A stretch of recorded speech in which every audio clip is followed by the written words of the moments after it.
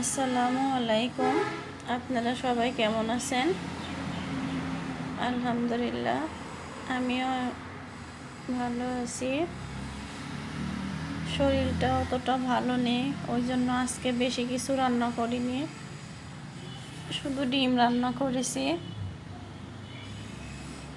মায়ের বাসা থেকে ঘুরে আসার পরে শরীরটা একটু খারাপ, অসুস্থ,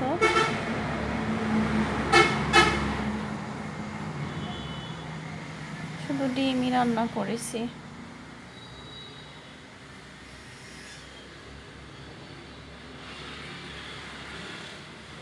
এই হলো আজকে আমাদের দুপুরের খাবার।